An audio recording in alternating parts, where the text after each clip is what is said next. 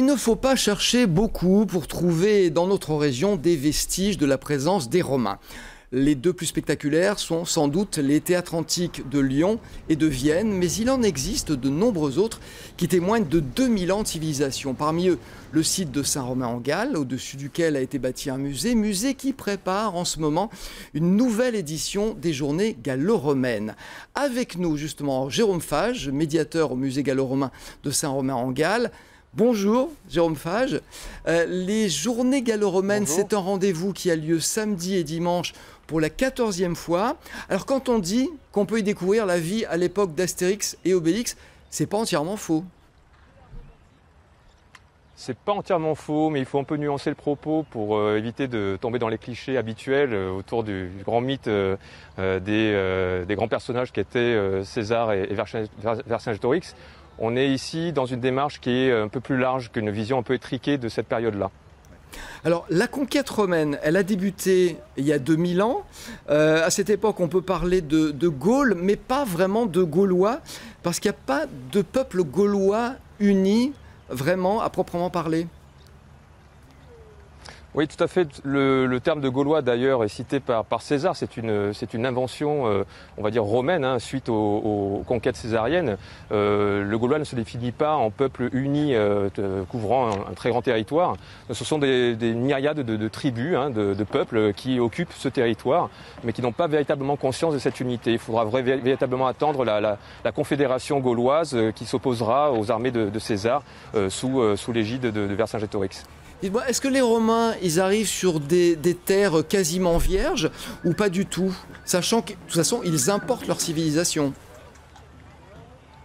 Alors, ils vont apporter en effet des savoir-faire, des techniques, une ingénierie, mais il faut bien évidemment remettre ça dans un contexte historique dans lequel vont s'établir des Romains dans un territoire qui est déjà organisé par les peuples gaulois, donc on va dire plutôt les peuples celtes, établis ici depuis 5 ou 6 siècles.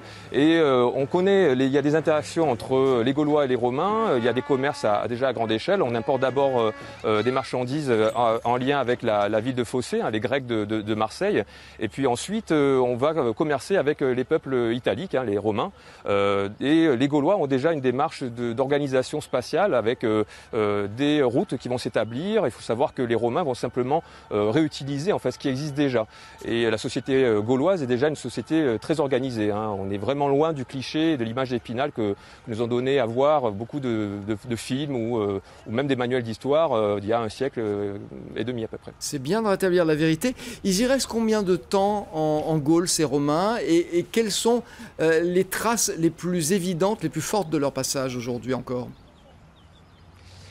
Eh bien, on va avoir une occupation très longue. Ici, par exemple, à Vienne, la bourgade de Vienna va apparaître dans le courant du 1er siècle, milieu du 1er siècle avant Jésus-Christ. C'est une toute petite ville qui va ensuite se développer pour atteindre son maximum dans le courant du 2e, 3e siècle après Jésus-Christ. Après, on est sur une période de récession économique, politique, et Vienne va quand même, malgré cette récession, conserver son rôle de capitale religieuse majeure jusqu'au Moyen-Âge. Donc, il n'y a pas véritablement de départ. Il y a des arrivées, mais après il y a des mélanges de population. Les Gaulois vont devenir des Gallo-romains. Il y aura des importations de colons venus d'Italie. Donc tout ça va un petit peu générer ce qu'on appelle la culture gallo-romaine. Alors c'est cette culture, cette civilisation dont vous allez décrire les us et coutumes. Et c'est quoi exactement ces us et coutumes ? Eh bien, ils sont multiples. On travaille ici à la fois sur l'univers militaire et puis l'univers civil. Donc l'univers militaire avec énormément de troupes qui vont donc représenter la société gauloise, romaine, mais on élargit aussi à d'autres horizons de civilisation étrangères. Cette année, pour la première fois, on va faire venir des Daces. Donc ce sont des peuples antiques de l'antique Roumanie actuelle. Donc ils viennent de Roumanie. Il y aura également des barbares germains, donc des frontières germaniques qui ont causé beaucoup de tort d'ailleurs aux armées romaines. On aura également des Grecs aussi. Voilà, donc on élargit vraiment le panel au plus, et on a toute la partie civile avec énormément d'artisanat et aussi d'expérimentation, puisque l'objectif de ces journées, c'est de recréer les gestes du passé, d'expérimenter ce que l'archéologie ne nous dit pas, en tout cas en globalité. Oui, alors justement, quand on est pétri de cette culture archéologique et de sa rigueur, j'imagine que tout ce que vous allez montrer est effectivement très rigoureux, très fidèle à ce qu'était la réalité de l'époque. Voilà, tout à fait. On peut faire du spectaculaire tout en étant sérieux. Les troupes qui viennent nous rendre visite sont des troupes qui ont le plus souvent dans leur effectif des archéologues, des historiens, ou en tout cas ils s'entourent de conseillers historiques qui les accompagnent dans leurs travaux, leurs démarches de reconstitution et d'expérimentation.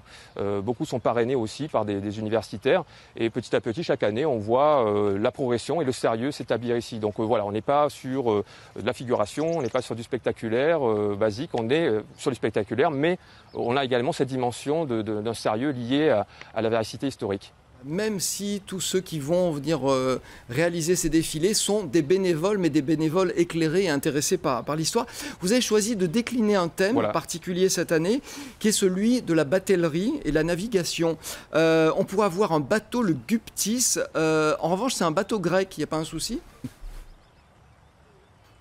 Non, encore une fois, on ouvre les horizons le plus large possible. Donc, on ne va pas parler d'ailleurs que du Guptis, puisqu'on aura aussi la présence d'équipes qui ont travaillé sur des chalands gallo-romains, qui viennent de la baie de Somme.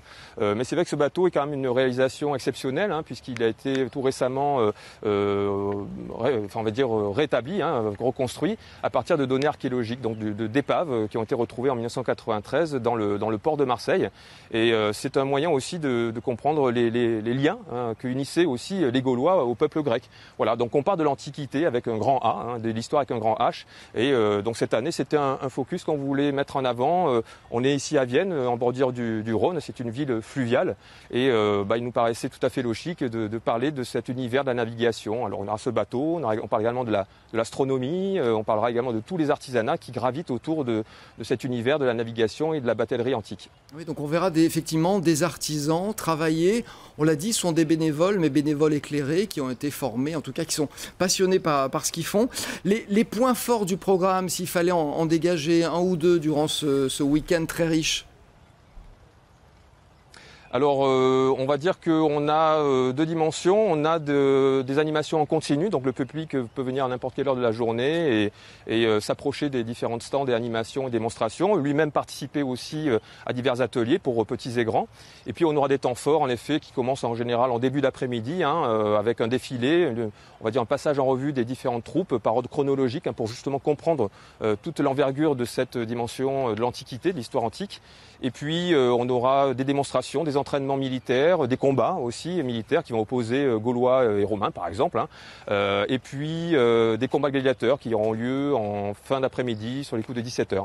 Très bien, et sachant que c'est l'occasion pour ceux qui ne connaîtraient pas le musée gallo-romain de Saint-Romain-en-Galles de le visiter, de voir toute la richesse de ce musée. Et un dernier petit mot, vous êtes devant un site archéologique, qu'est-ce qu'on a juste derrière vous ?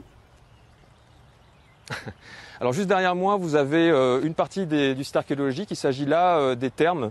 Donc ce sont des bains à la romaine avec cette partie-là qui coïncide avec des latrines. Donc ce sont des toilettes à la romaine. Voilà, donc le public également peut essayer aussi dans ces latrines.